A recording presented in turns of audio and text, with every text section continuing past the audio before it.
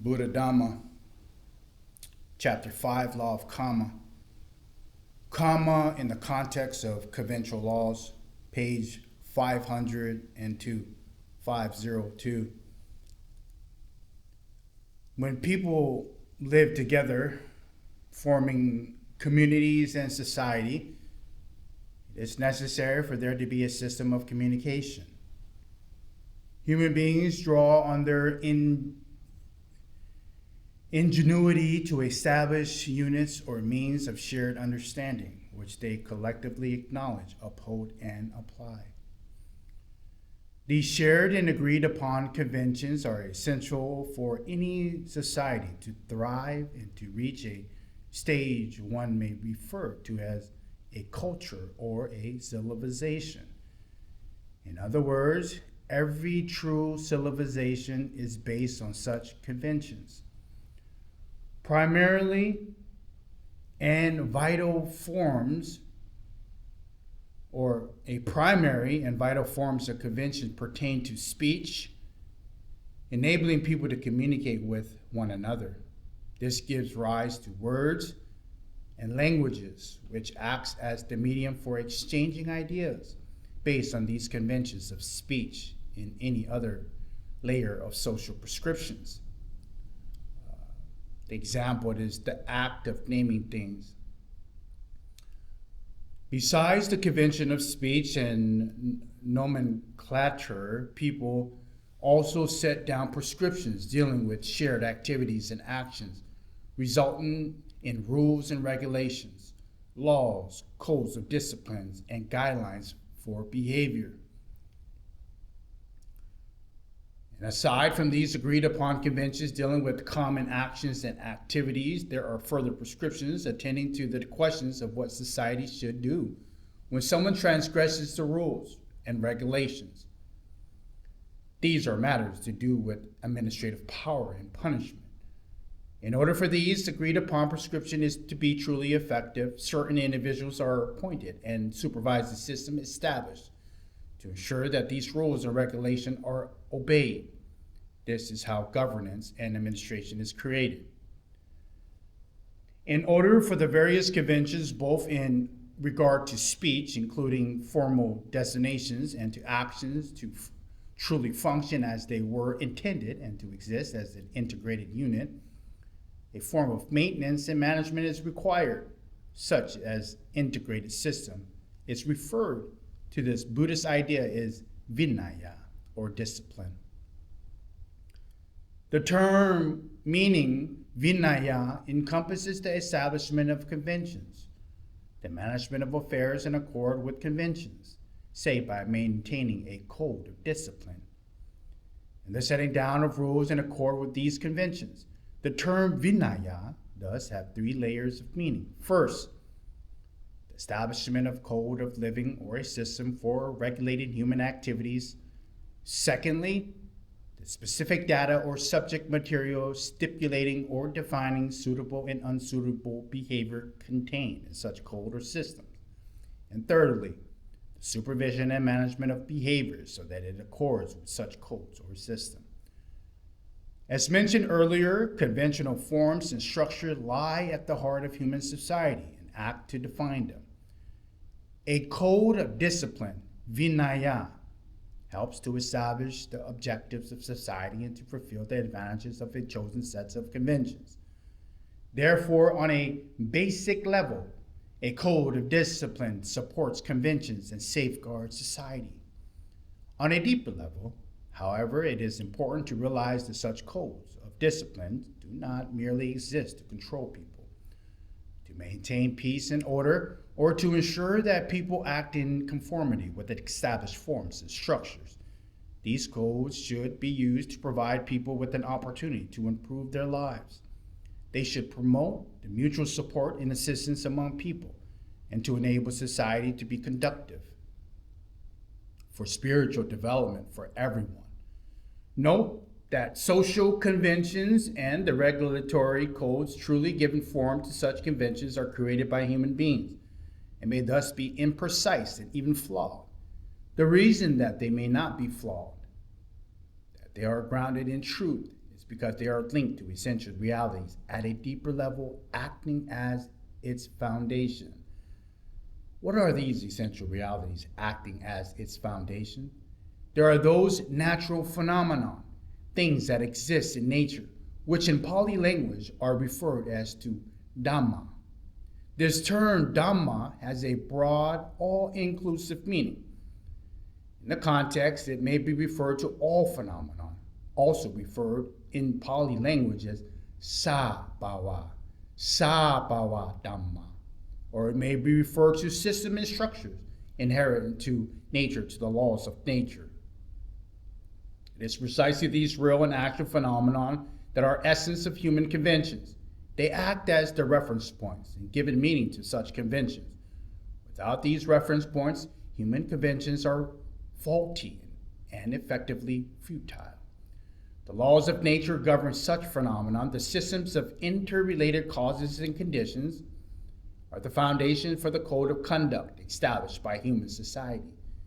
If these codes, social systems, and structures are incongruous with the causes and effects inherent in the natural process, these laws of nature, they will be flawed and are bound to come to naught. Human beings require an access to the essential truth inherent in nature and the true benefits provided by the laws of nature. The purpose of establishing conventions and setting down systems of conduct, either knowingly or unknowingly, is to meet these objectives. A very simple example for this is of a doctor who instructs the son or a daughter of a sick man or a woman to return home with the patient, saying, every day, prepare a pitcher containing 1.5 liters of distilled water for your father or your mother to drink. Here we see a social convention of language pointing to the truth inherent in nature, a cure for the illness, and a disciplined system of medicinal treatment plan, enabling people to benefit both from social conventions and from a system of interrelated conditions linked to various laws of nature. The greater is one's wisdom, the deeper is one's penetrative insight into how these various factors are interconnected. If one is endowed with wisdom, panya, clearly discerning the interrelationship of various conditions, one's efforts will thus increasingly lead to success. Here we may outline 2 connected systems. 1, a natural system established in accordance with natural laws, whether human beings exist or not, or are aware of this system or not. It exists just so. In brief, one may call this system Dhamma. And 2, a conventional human system created in order for society to be in harmony with and to benefit from the nature and laws of nature. In brief, one may call this system vinaya. The human conventional system, vinaya, discipline, must be firmly based on the system of nature, Dhamma, in order for it to be genuine and effective. In this sense, the Dhamma is both the foundation and the purpose of the vinaya. Human laws must be established to be in harmony with the natural laws in order for people to profit from the laws of nature.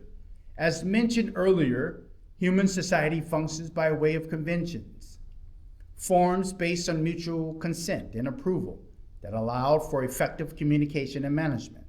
The vinaya refers to formulating a system to effectively regulate social activities.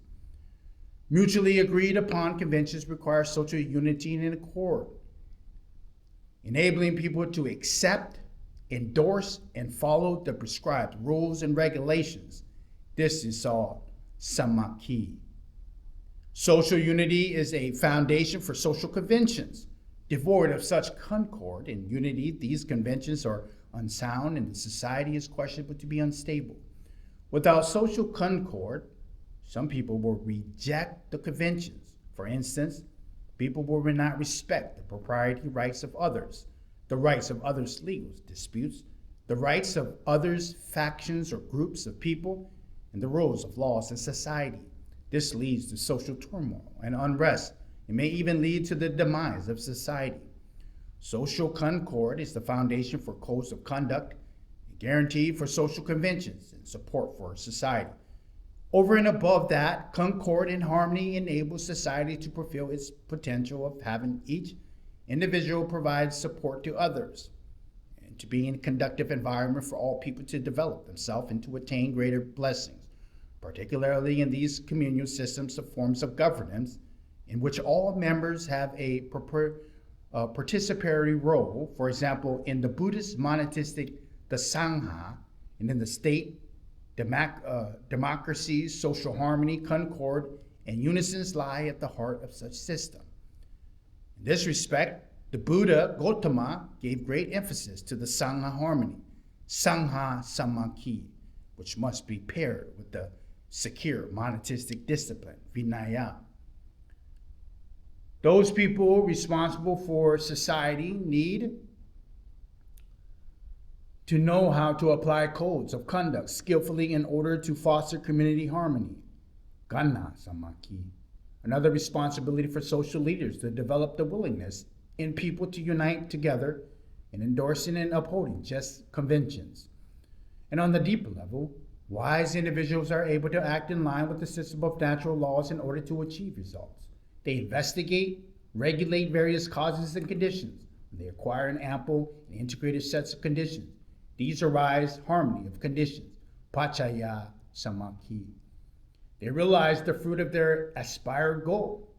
If the conditions are inadequate and one lacks this integration, no matter how much effort one puts into one's action, they will not reach success. As mentioned above, the codes of conduct need to be based on the Dhamma, which may be defined as the natural phenomenon of laws of nature. The term Dhamma, however, may also be interpreted as truth, righteousness, or goodness. This links back to social harmony. If social conventions and the codes used to manage such conventions are neither grounded in nor accord with the Dhamma, people will quarrel with one another in lack of unity, refusing to accept these conventions. This leads to discord and schism. If this conflict and discord is severe and widespread, it may even lead to the destruction of the community or society. This matter of social harmony is thus vital importance. Even if social conventions thwarted the personal interests of an individual, he or she won't be able to validly discredit them if they are established in righteousness. If people contravene the truth inherent in nature, they will experience adverse effects according to the natural laws. If they contravene social conventions, they will be at odds with others in society, experience ill effects due to the collapse of their community. When social conventions and codes of conduct are grounded in righteousness, people realize that they should foster communal harmony for stability of their community or society. In this case, for instance, in the monastic community, the Sangha, besides supporting the monastic community and strengthening communal harmony, monks also honor the community and give priority to communal well-being. Indeed, Gautama Buddha himself honored the Sangha. The effort to strengthen one's community is not made to boost some form of collective identity, but rather to generate a supportive environment for each individual to mature and flourish. Emphasis on to mature and to flourish. If the monastic community does not develop instability, it will not be conducive to the prosperity and well-being of its members. It is for the reason that the principle of reference for the Sangha and the Sangha harmony are given in such importance. As mentioned above, codes of conduct, vinaya, are based on laws of nature. Yet these two factors are distinguished from one another. The Dhamma refers to the truth inherent in nature, whereas the term vinaya refers to human convention. Codes of conduct apply social conventions in order to support the Dhamma. One may even say that these codes help to direct Dhamma. From another aspect, they act independently of Dhamma. They need not wait for Dhamma to be set in motion. To illustrate this, let us take example of someone who performs a bad action. From the perspective of Dhamma, one may refer to inherent laws of nature, the law of Kamma, which dictates that a person will naturally reap the fruits of his action. Determined codes of conduct, however, need not wait for the Dhamma. Human laws set down authorized forms of conduct, Kamma samadhi, and the person who transgresses these laws by misbehaving is called into assembly and punished. Here the vinaya does not wait for the Dhamma. It does not wait for the law of Kamma to complete its course. These human laws deal with the situation immediately. Here it is apt to offer a warning that there are many Buddhists who harbor a wrong understanding of this matter. Some people even claim that one need not respond to all those who have done evil, because eventually they must receive the fruits of their karma. This is a mistaken view. Such people lack insight into the truth and have an incomplete understanding. They fail to understand the essence of the Dhamma and the vinaya. How is this true? Let us examine this matter more closely.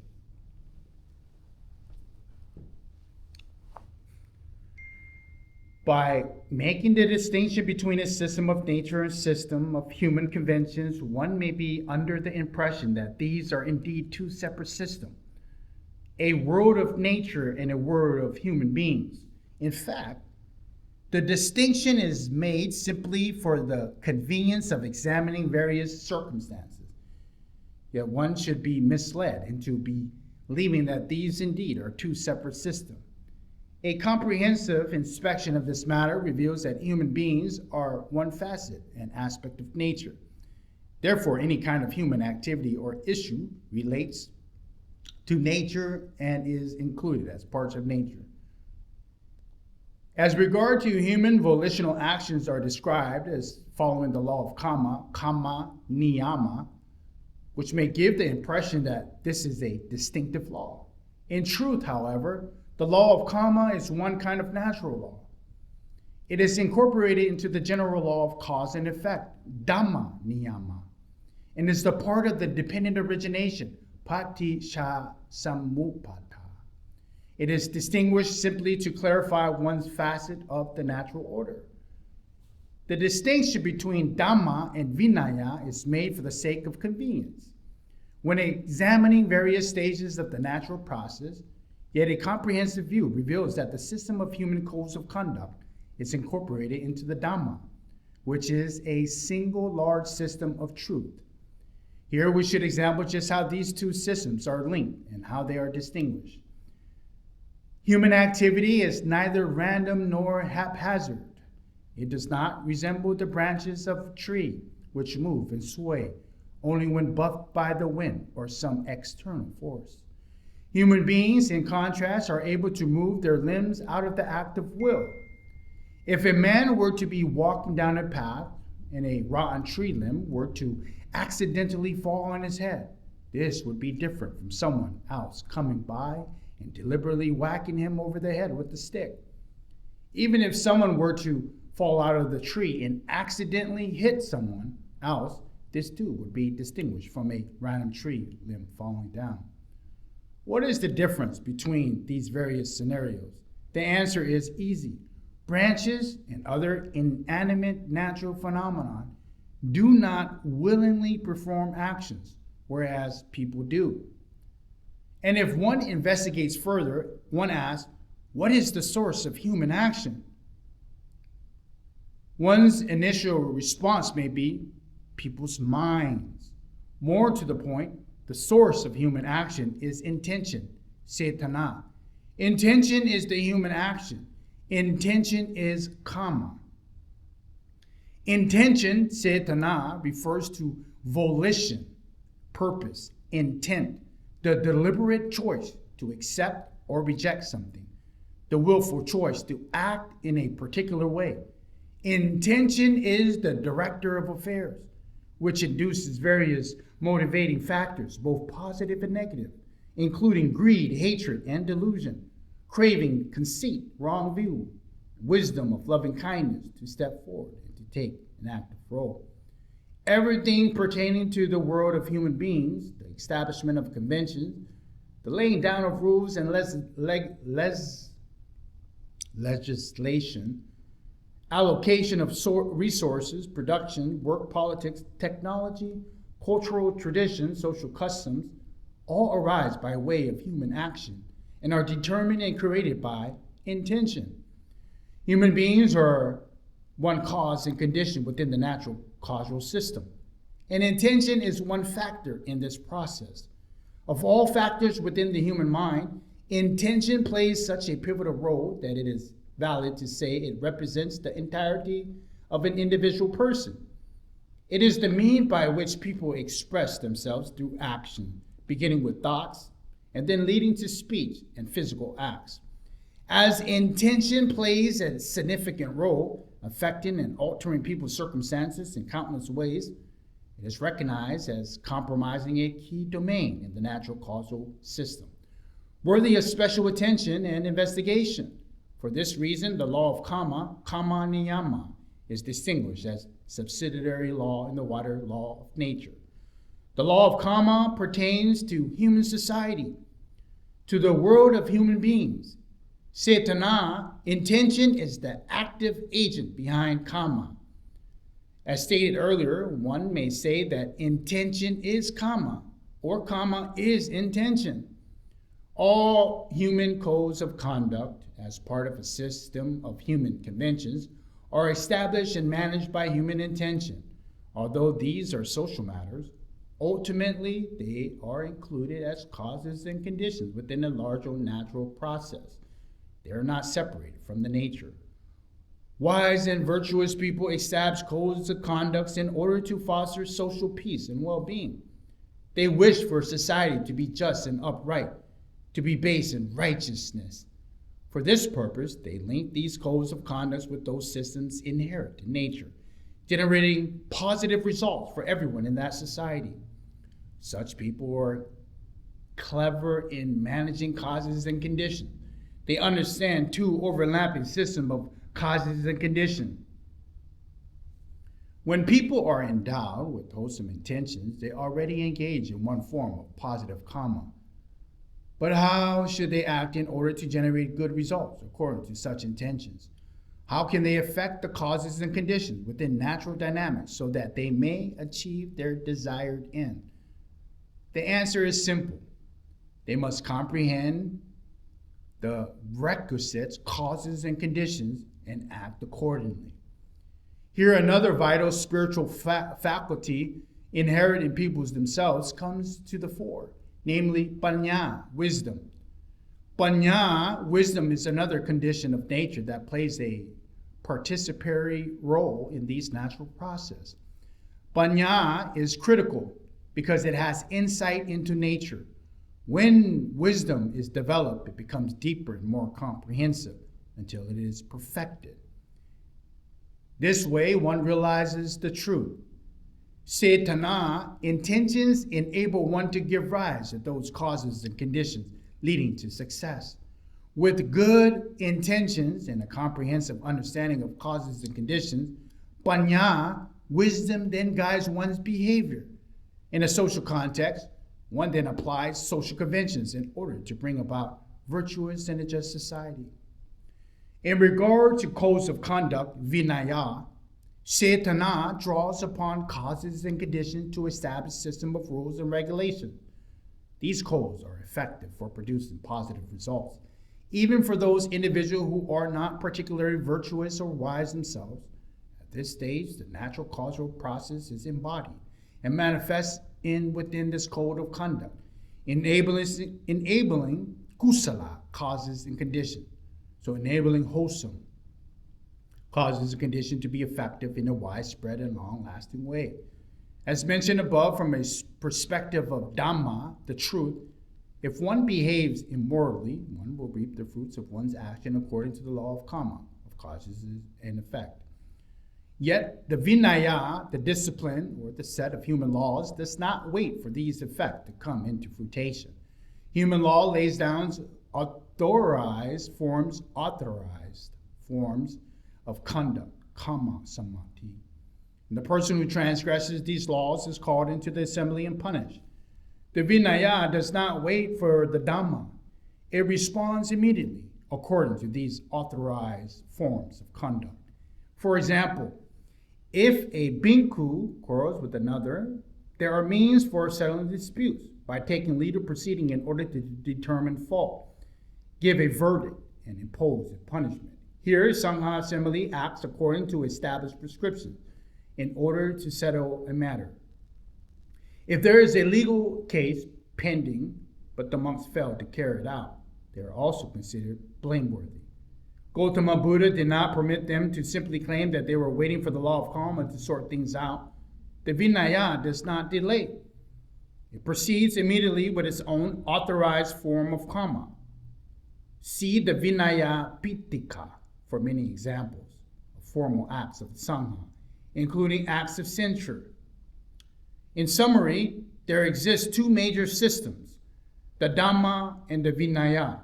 In terms of social matters, the Vinaya deals with certain matters immediately.